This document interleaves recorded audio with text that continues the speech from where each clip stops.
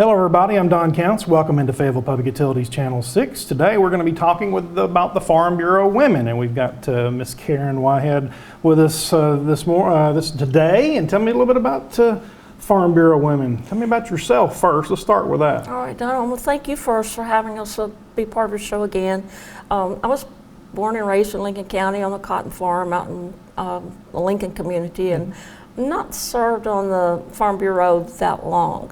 But one of the objectives of the Tennessee Farm Bureau Women's Group is to assist the Farm Bureau Federation and promote phases of their program which are of particular interest to women in agriculture. And we do that in a lot of ways. Some ways is like our ongoing ag in the classroom, where some of our members will go to local schools and read books to the children in the classroom. We also help with yearly projects like our Farm Day. I think it used to be called Farm City Day.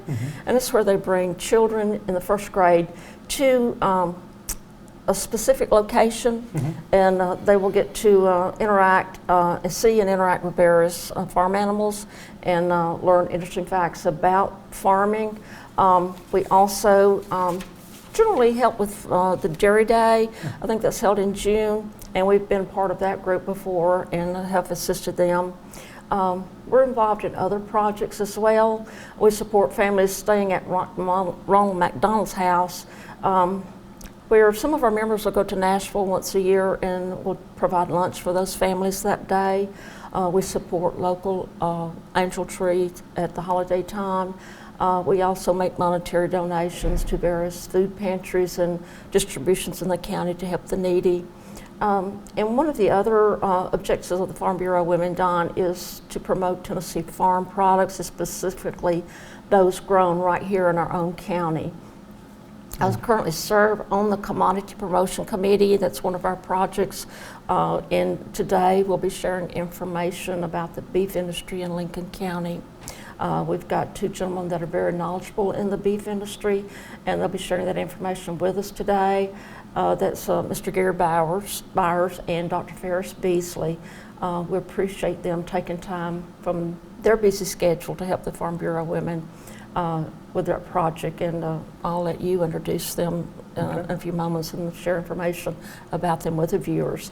I want to thank you again for having us on the program and helping us with our project of commodity promotion. Well, we appreciate what you and Farm Bureau women are doing. It's a very important thing to get the word out about farming. People say if you're eating, you're involved in agriculture, and we all are. So we appreciate you doing that. We appreciate looking forward to hearing from Dr. Beasley and Gary Byers, very knowledgeable. We appreciate you bringing them in here, and we got them in the next room, so we're going to bring them on in. And again, thank you for being here. Thank you very much. I hope get some enjoyment from the viewers, and it's been my pleasure to work with them and get them in here. Absolutely. All right, everybody, we're back, and we are coming back from the Farm Bureau women, and we have two Farm Bureau men here, I guess we'd say. We've got Dr. Ferris Beasley here. We got Gary Byers right over here, and most everybody knows them, but we're going to get them to introduce themselves anyway. Dr. Beasley, you've been around since the beginning of time. Been here a while, that's true. I was born in Petersburg, and came here in 1959 when I graduated from Auburn to practice veterinary medicine with Dr. Bird and Dr. Boone at the time. Practiced 41 years, been retired a few years now. Always lived on a farm, had cattle, hay, still do, and in Farm Bureau, in the Livestock Association, museum board, working with Camp Blunt, trying to be active, and pretty much I am. Staying active is important in retirement years, isn't Exactly. Gary Byers, we hear you on the radio a good bit, talking to the guys on the radio about what you do there at Tennessee Livestock Producers. But let's talk a little bit about yourself first, and then talk a little bit about Tennessee Livestock Producers. All right. Actually, I'd like to tell everybody I was born in L.A., which is Lower Alabama. But my mother was raised in a Malina community. My daddy was raised in a Yukon community. And the reason I wasn't born up here, when my daddy got out of Korean conflict, there wasn't any jobs. So he moved down the Gulf Coast and worked in a paper mill for 40 years. And That's my number 2 saying is never say never. I said I'd never work shift work at a paper mill. Guess what? I worked 11 years, saved my money, and was able to buy a farm in Malina, and I've been here for 30 years. Wow. Been with the stockyard since 1991, and I've been managing it for the last 5 years. As you drive by the stock barn on Winchester Highway, and sometimes I think I saw a bunch of cars there Friday night, a bunch of trucks. Most people might not realize what happens there. Let's talk about that. We do a special cow sales, and that's what was going on Friday night. We do them on a Friday night. We like to get the customers in there at 6 o'clock, and we try our best to get them home at a decent hour, but that's what we is having. Our regular sales are on Tuesdays at 1 o'clock, but we do occasionally, if need be, I just don't have a sale. It's got to be somebody that's selling out or something to that effect. Well, maybe tell people the process of if somebody wanted to buy a cow or whatever you have there, what's the process, or if they wanted to sell one? I have a lot of people that would come to me and say they want to get in the cattle business, and I'll say, you sure? That's a good question. The cattle industry is tough. I'm going to tell you like it is. You know, to the general public, they drive down the road and they see a beautiful scenery of cows grazing grass. It's more than that. So I advise anybody getting into cattle business, number 1, good fences make good neighbors. Facilities. Cattle are like human beings. They're going to get sick. And you got to have facilities to get your cattle up. So it's more than just, it's a business. You're in a business. And don't get me wrong, there are some people that do it as a hobby. But if you're in the cattle business, you better be doing it as a business. Well, let's talk about the fact that in Lincoln County, it's big business. 2018, there are 61,000 head of cattle in Lincoln County. Well, that's more than there are people, right, Dr. Beasley? Exactly. That includes your dairy cattle, which your dairy cattle are also beef cattle. Okay. So, you know, I hadn't thought about that. because that's what they do. It goes in your beef Right. when they're through. So it is a very thriving industry, and what a lot of people don't understand, you got that many cattle, you're buying a product from some store, fertilizer, feed. I mean, so you know we keep the economy going here in the county. Sure. Dr. Beasley, look, why? You know, Lincoln County has always been a strong beef cattle industry. Why is it so good here? Well, you know, Lincoln County, part of Tennessee, part of the southeastern United States, and that's cow-calf country. You know, a typical farm here in Lincoln County, we've got mama cows giving birth to baby calves.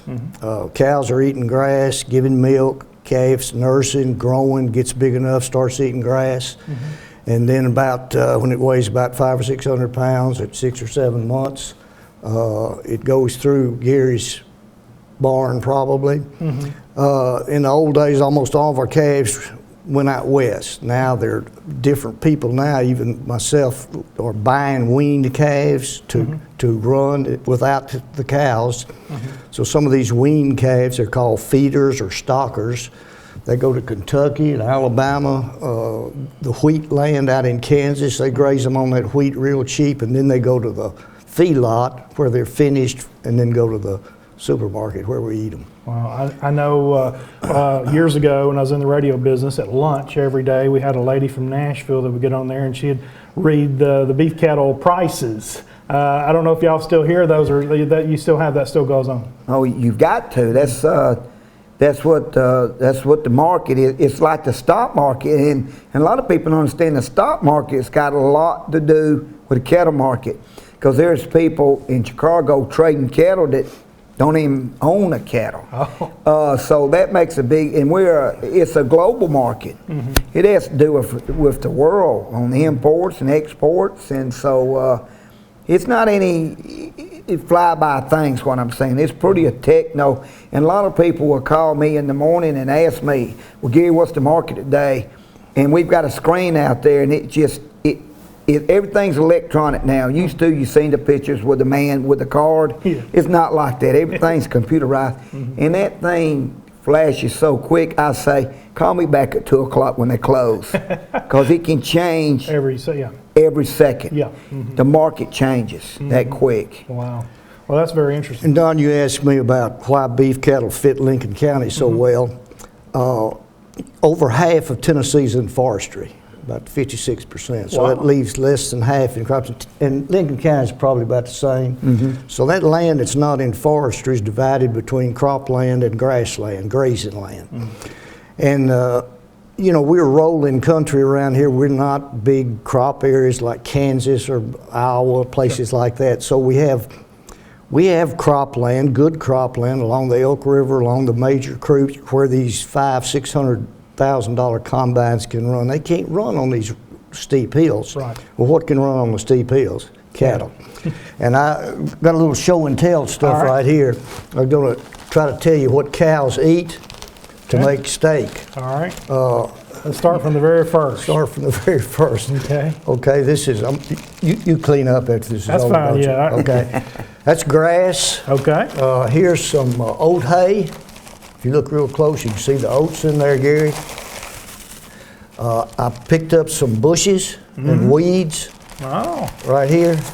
Cattle eat bushes and weeds. Bushes and weeds. All right. Cattle eat all this stuff. All right. Dead leaves and twigs. Really? Yeah. I wouldn't have thought about them eating the last one there for sure. If they don't have this to eat, Oh. they eat that. Wow. But all of these things have something in common. They're made out of cellulose. That stiffness of that little piece of grass there is because of the cellulose fibers in it. The Right. stiffness of that is cellulose. Okay. That's cellulose. Gotcha. In your house, the 2x4s that hold your walls up and hold your roof on, that's dried cellulose. Wood is. But a cow can utilize this cellulose, which is a real complex carbohydrate, and we can't. You know, we can't even swallow this. Right. They can eat all this, and by virtue of their unique stomach, turn it into beefsteak and hamburger. Wow. And it's kind of unique how they do this. 1,200-pound cow, it's about average cow around here now, maybe. 1,200-pound cow has a stomach about this big, Okay. about that big around, holds between 40 and 50, not pints or quarts, but gallons. Wow. That's how big a stomach they've got. And in that stomach, they've got billions and billions of bacteria that break this down into the essential amino acids that produce our muscle tissue. Every time you take a bite of any meat, that bite of that meat has all the ingredients to build your protein in your body. Wow. You know, the minute we're born is the same minute we die, begin to die.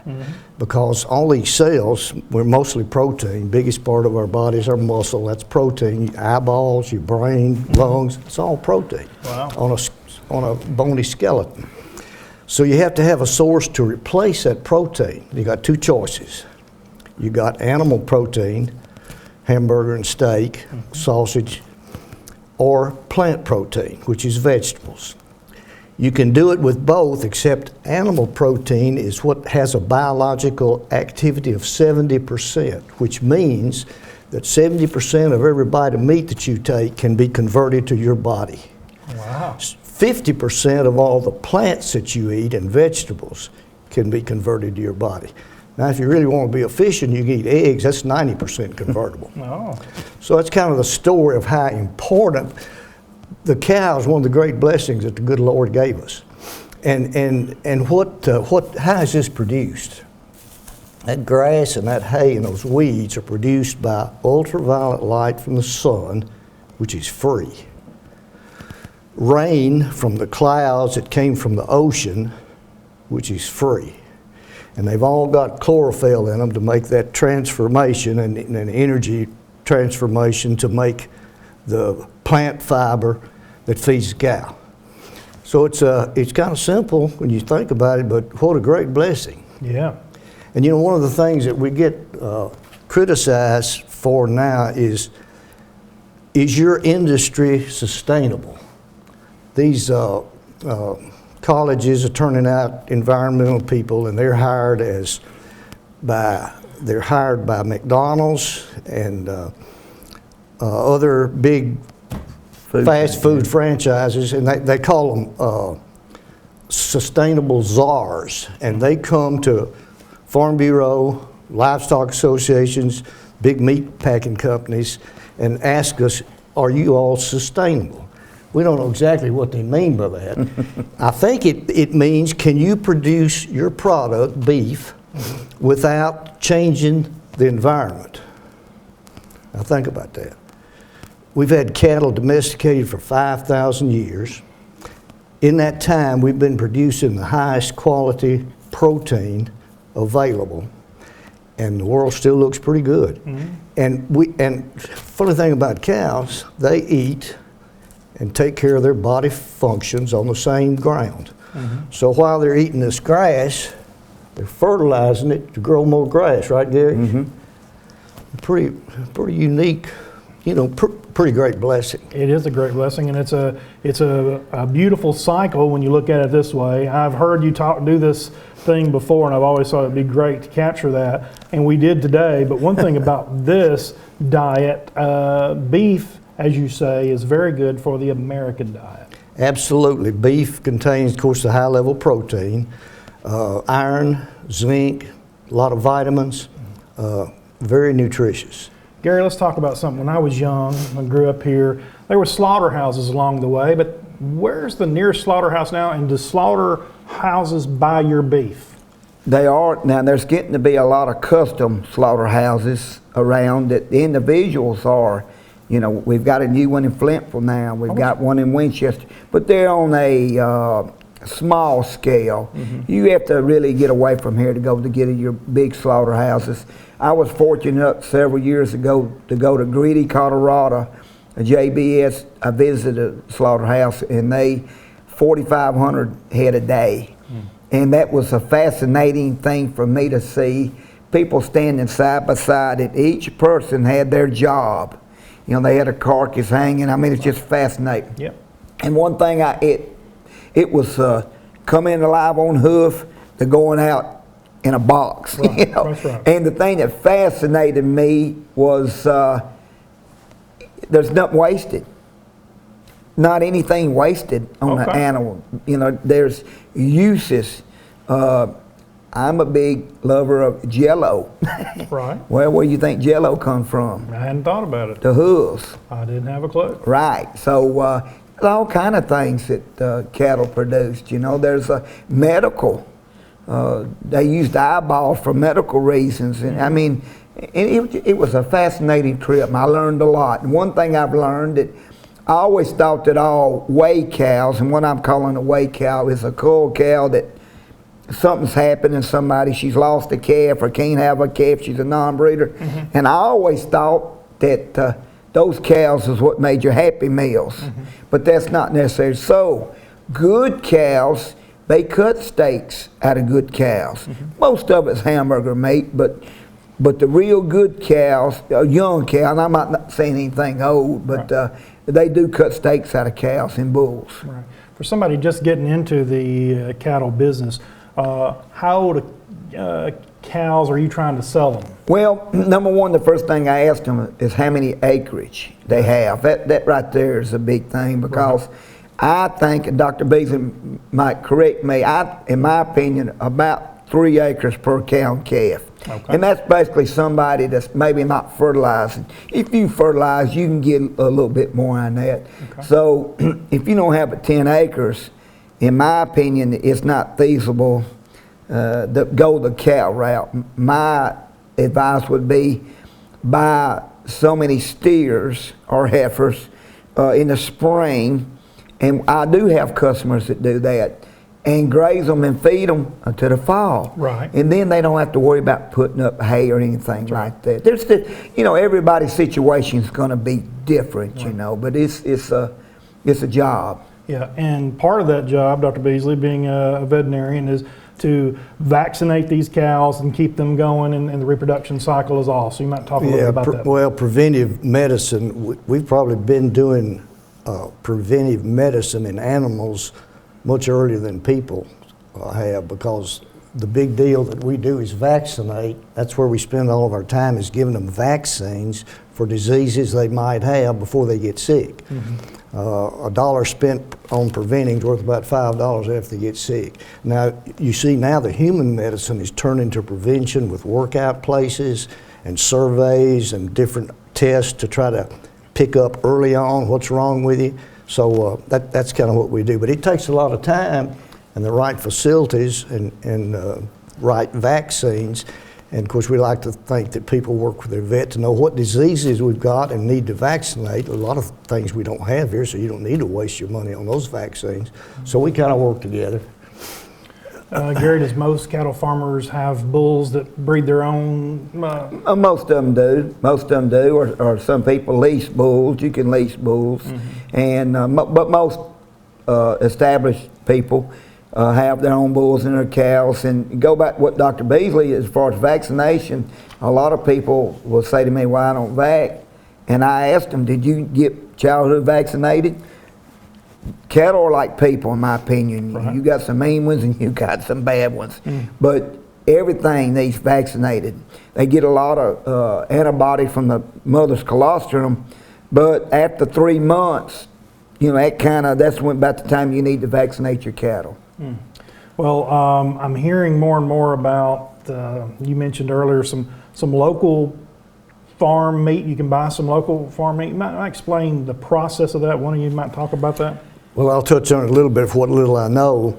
I know a couple of people that are selling pork, either sausage or halves or quarters of hogs. A couple of people are doing that.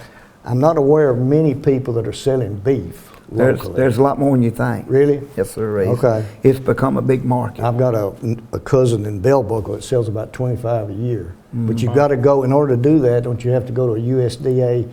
Well, some pack you and do. It depends. Yeah. It depends. Some of them are USDA inspected and some of them are not. But we've got a lot of customers. The Ogles right now, they're in the, Yeah. you can buy half a beef from them. Okay. There's a lot of people that you can get beef. And the thing now is organic beef. And that, when you go organic, there's a lot of ifs, ands, and buts on organics. Sure. Grass-fed, nothing but grass-fed. But I like my cattle's been eating corn myself. I like a little flavoring in it. I'm not knocking it. If that's what you want to do, you do it. But cattle can utilize a lot of these, like he showed, and in the corn. We're about the only country in the world that feeds corn. Oh, really? So when we import cattle from Brazil or Venezuela, that's lean beef. They're not, you know, have a lot of fat on them. Wow. So, What's the deal with that? We're feeding corn and other people don't. Well, I think Americans have been spoiled to a better quality beef, and that corn-fed beef, which goes way back in our history, we just like. And I've been to Argentina one time, and everything down there was grass-fed, and they thought it was the end of the world. And they've never had really good beef. Oh. But anyway, those countries have not fed grain to their cattle. They just utilize this and do pretty good, and the people don't know any difference. Because in your scenario here, there's no corn in this process. Well, what this is 90% of their diet, and then the corn is about 10% later on. Now, we get this flack from different people that don't know the industry. Why are you feeding that corn to these cows when you could be feeding it to the hungry children in India? Oh. Well, those finished cattle are producing so much more protein with this kind of a mix. There's no way you can argue with just feeding it straight. A starving little girl can't utilize this, and she really can't utilize that much corn.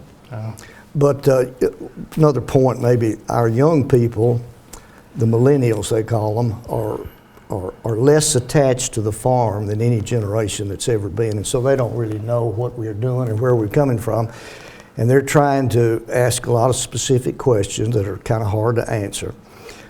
But talk about sustainability, just think about that. That cow every year reproduces herself with another little baby cow. Right. Now think about a new car in a factory going through the factory on the assembly line. How many replacement parts does that car produce while it's going down that line?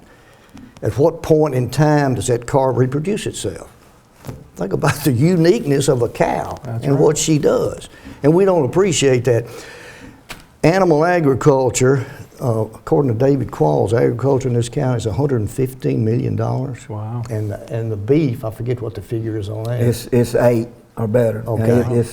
It's But way it's big business, and you know, when you look at it, it's so sustainable, because when you're building cars, every morning that those cars are running out, you got raw material, steel and iron and ore coming in from the other end to build that car. Where did that, talk about sustainability, where did the metal in that car come from? Came from a giant hole in the ground somewhere, and to build more cars, you got to make that hole deeper.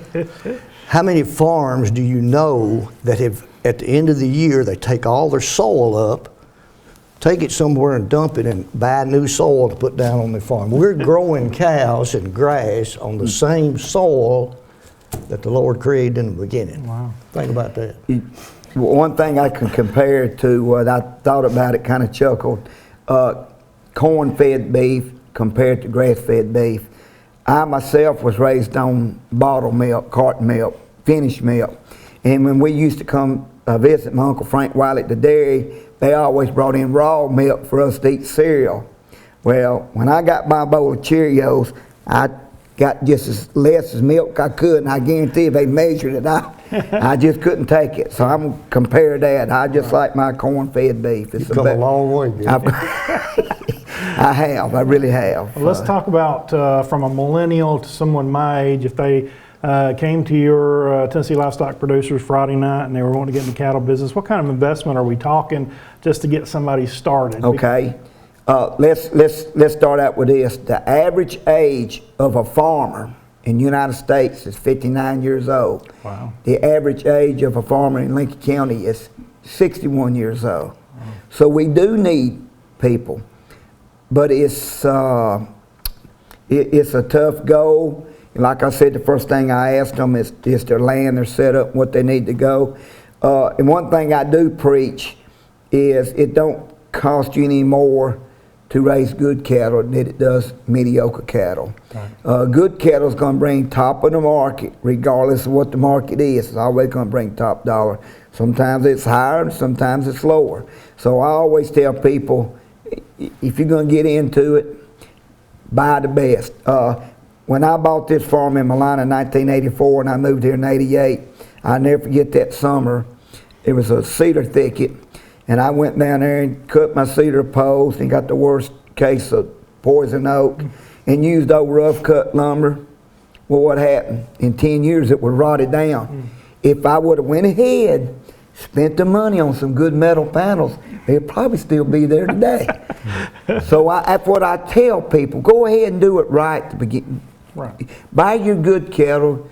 Your number one gamble in the cow-calf business is a first calving heifer.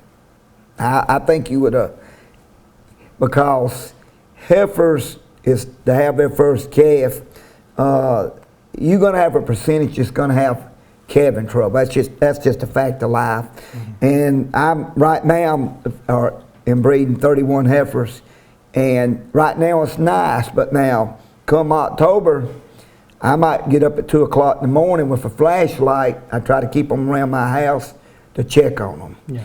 And so that's the main thing. I try to tell people they're getting into it, go ahead and buy some cows that's already calved. Mm-hmm. And now we've come so far with good EPDs that you know what these bulls are going to produce. Mm-hmm. And you can buy you a good bull. And, you know, we've got that program now in Tennessee, the TAP program. And a lot of people is utilizing that, you know. But that makes you, my opinion on that, if it's a cost share, you budget yourself, let's just say $3,000 a bull, mm-hmm. that means you can buy a $4,200 bull, a better bull. Mm-hmm. See what I'm saying? Yeah. Always better yourself. Right. Well, Dr. Beasley, as you being a veterinarian, you know, working, if I go to the doctor and I say my elbow's hurting, I can say it. But a cow, how have you keep up with it? What's going on with them? And what do you know? Is it just from experience or what? Yeah, probably so. I guess you could say that veterinarians are practicing from the seat of their pants most of the time. You're out in the middle of the pasture. You don't have your, well, now you got these smartphones. I guess the younger vets may be using them, but you're just out there going by experience. You don't have any x-ray backup. You don't have any blood work.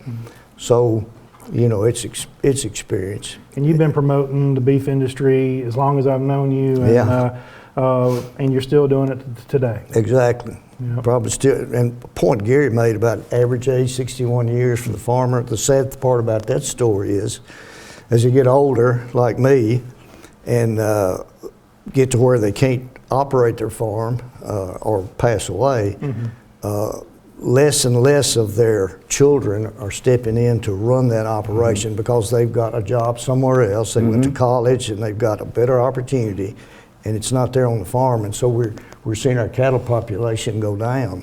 And what's going to happen to these old hills where you grow this and that's all you can grow, you know. Going to grow up. Yeah, it's kind of a concern to us. That's right. Well, Gary, before we go, mention what the Tennessee Livestock Producers and Farm Bureau, what's their connection? All right, I'm glad you asked me that. Tennessee Livestock Producers is the first service company at Farm Bureau in 1932 when they had the old stockyards in Nashville. And I wish that, I'm 61, but I've never got to see that. Now, I've eaten at the Stockyard Restaurant. Oh yeah, me too. All right, and you can see those was old commission offices, and they picked them up by rail. And anyway, they started it for a competitive bid because I'm not here to step on anybody's toes because there's a lot of people buying cattle off the farm. Sure. But the true price of an animal is at an auction where you got more than 1 to 2 to 3 people bidding on it. Right. Prime example, Randy Whitehead brought some steers and heifers to me, and that day, those heifers, I mean, you had 3 people wanting them. And Randy called me and said, "There's something wrong." I said, "What do you mean?" "Steers usually bring more than heifers." He said, "Why didn't my steers?" I said, "No, you don't understand. Your heifers bought above the market because you had 3 people wanting them." You see what I'm saying? And that's the way. And I tell everybody, your best education, and I invite anybody that don't even have cattle, they're welcome to come to the stockyard and sit and watch it. I bet it'd be entertaining. It is. It can be sometimes. We carry the leadership class every year, you know, and a lot of them have never seen a live auction, and it's it's exciting. We've seen it a few times. Absolutely. Well, guys, I mean, we could talk all day about the beef industry, and I appreciate you both coming on talking to us, and with you being affiliated with the Farm Bureau since 1932, you said. Wow. That's right. So the Farm Bureau women got this program together, and we appreciate Dr. Beasley giving us this here. This is a really interesting concept of protein. Yeah, Don, we would have to say we appreciate the opportunity you've given us to tell our story. We're supposed to be telling our story today in a better way than we've ever done before because we got more people asking questions about what we do. And so sorry I made a little mess on your table here. That's all right. Well, we were talking about the millennials and learning. One thing about the millennials, they do want this fresh beef, and they do closer to them. They want that, and so maybe it'll lead them into being farmers themselves. I hope it does. I really do. Really. Thank you very much. We've had Dr. Beasley right here. We've had Gary Byers over here. We have been with the Farm Bureau women today who brought this program together. We appreciate them, and we appreciate Karen Whitehead, and we appreciate you all watching here on Fayetteville Public Utilities Channel 6. I'm Don Counts. We will see you back in here next time.